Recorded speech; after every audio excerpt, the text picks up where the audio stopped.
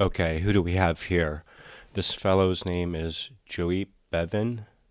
I don't know how to pronounce his name properly. Actually, this is a lot like Agnes Obel, and then I went to try to find videos of how to properly pronounce the person's name, and I could, like, his name was never mentioned. But the funny thing is, in the first video I watched a minute of, I'm like, all right, this dude is British. What? That's not even a British name. The second video I watched, he was speaking Dutch as his native tongue. The guy is Dutch, but he very well sounds British. I don't know how to pronounce his name, and at this point, it doesn't really matter. The name of the song is Paris en Flamme, which is Paris Ignites. And when I checked this out, I thought this must be about Notre Dame, but I'm not certain. It could also be about COVID. It could be about all these things. It could be about the troubles that Paris has had, because they've had more troubles than just Notre Dame or COVID. This was not, I think it was 2020, so it could have been about COVID, but it could also be about, the terrorist attacks there as well. It could be all these things. This guy is Dutch, and I'm assuming he's a Parisian now. He's probably lived in Paris for a while. So we need to check out this song because it's very interesting.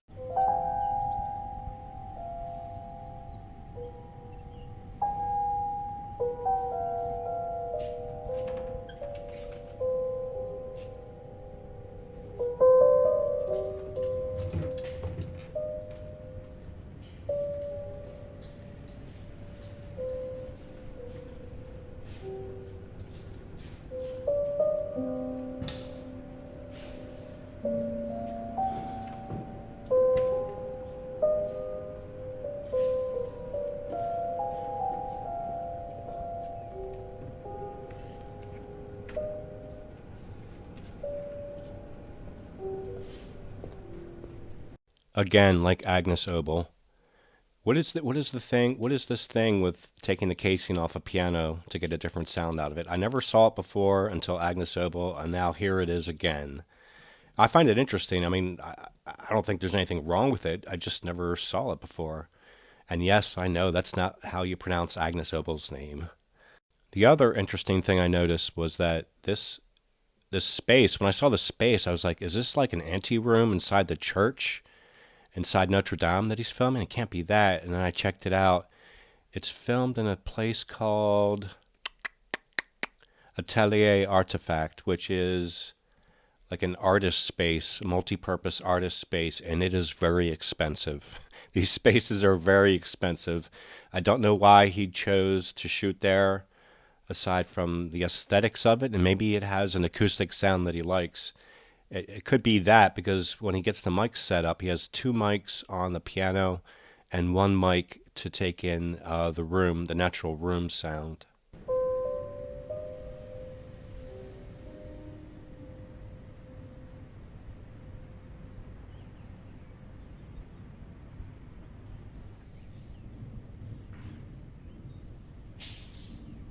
Even before he starts playing, the look of this fellow is very impressive, isn't it? He's a big guy, and he has this like 18th century philosopher look about him, doesn't he?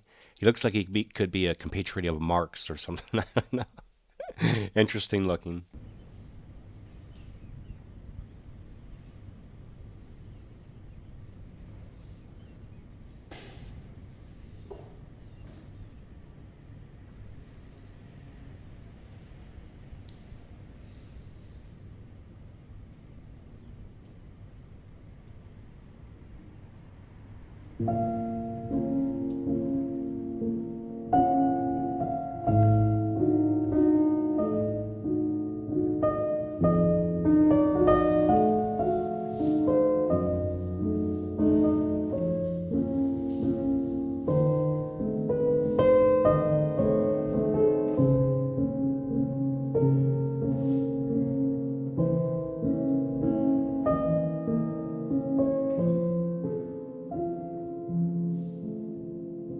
I did watch this once, and I found the song very interesting, which is why I wanted to talk about it. At this point, it's a waltz, and it evokes like a Chopin song, something that we would listen to in the drawing room, maybe like a recital, early 19th century, very, I would call it melancholy, a little wistful, a little looking backwards in time. And the song is about to change, or the structure of it's going to change from here on out.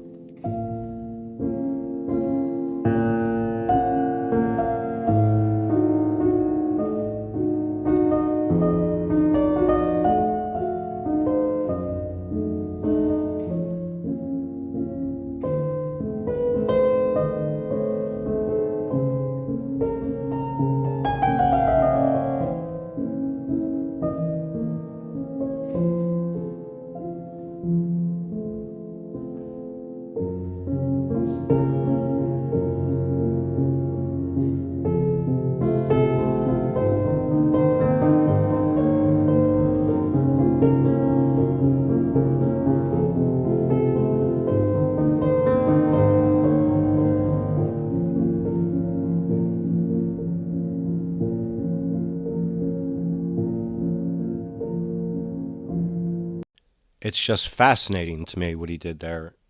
It felt as if we'd be in that. I don't want to call it constricting, but it felt as if it'd be a waltz all the way through. But then he opens it up here, and he's in a wide plane of expression. And this leads me to think, this is a really thoughtful composer that is really saying something of the sadness he felt for, I'm guessing, all of the events in Paris. From when did the church burn? Like 2019, I think. And I bet he was living there in Paris then, and I bet he still lives there.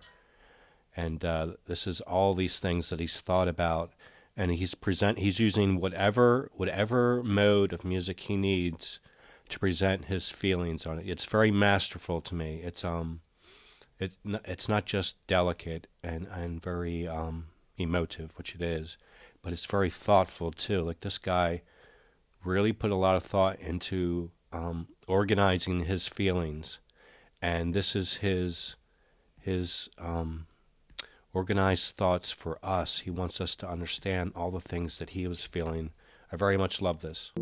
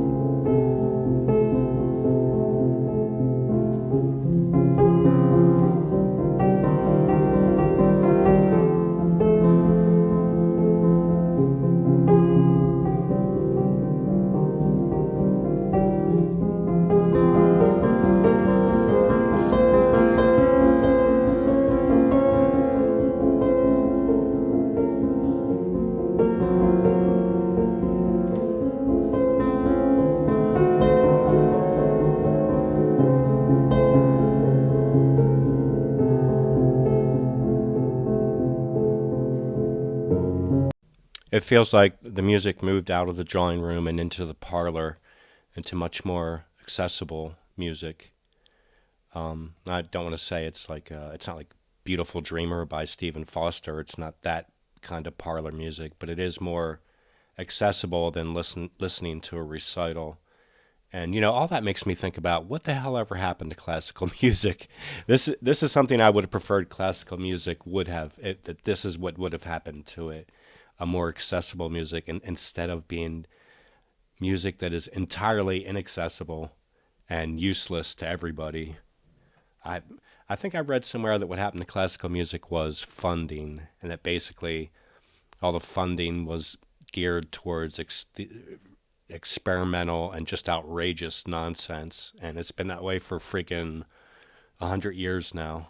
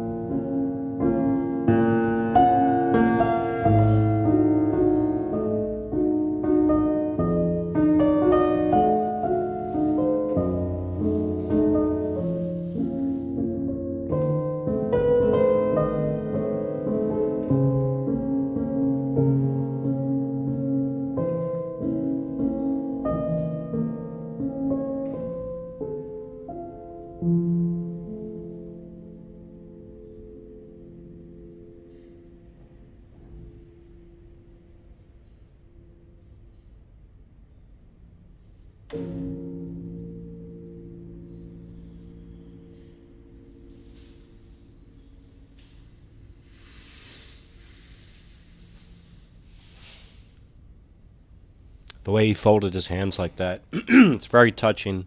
This is like a homage. The way the song's constructed makes me think that he has a romanticized version of Parisian life that he would wish could be maintained or could be found again and then maintained.